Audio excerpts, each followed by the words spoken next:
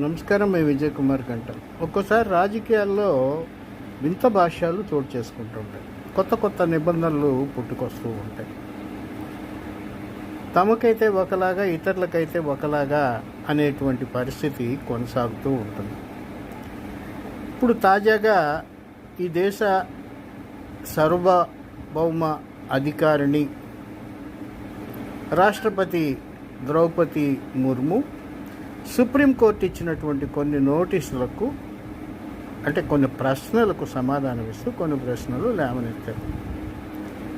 రాజ్యాంగబద్ధమైనటువంటి వ్యవస్థలో కోర్టులు ప్రమేయం ఏంటి, నిర్ణయాధికారాలని ప్రశ్నించేటటువంటి అంశం ఏంటి అని ఆమె ఒక రకంగా మొత్తం ప్రశ్నల అర్థం అదే.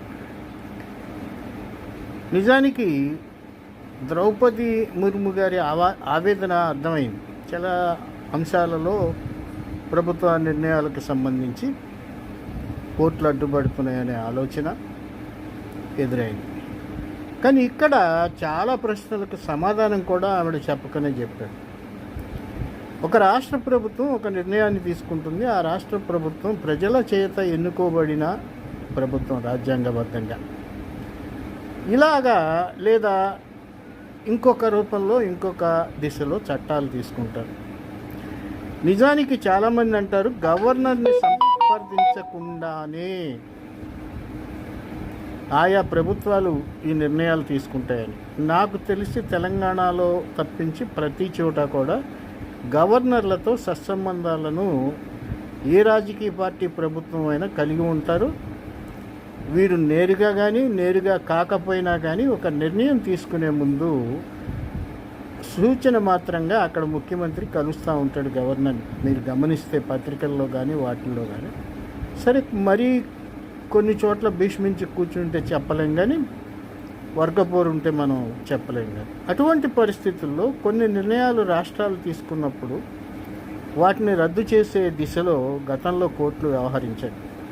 చాలా నిర్ణయాలు, చాలా సంక్షేమ పథకాలు అనేకమైనవి దక్షిణాది దేశాల్లో, దక్షిణాది రాష్ట్రాల్లో, అలాగే ఉత్తరాది రాష్ట్రంలో ఎన్డీఏతర ప్రభుత్వాలు పాలనలో ఉన్నప్పుడు తీసుకున్న నిర్ణయాలు, గవర్నర్లు తీసుకున్న నిర్ణయాలు చాలా ఇబ్బంది కలిగించాయి. గవర్నరు చట్టబద్ధమైన పదవి అని మనం అనుకోవటానికి లేదు. అసలు గవర్నర్ వ్యవస్థే ఉండకూడదు అనేది ఒక డిమాండ్. ఏమైనప్పటికీ రాష్ట్రపతి తన రాజ్యాంగ అధికార పరిధిలోనే కోర్టును ప్రశ్నించారు. చూద్దాం ఏం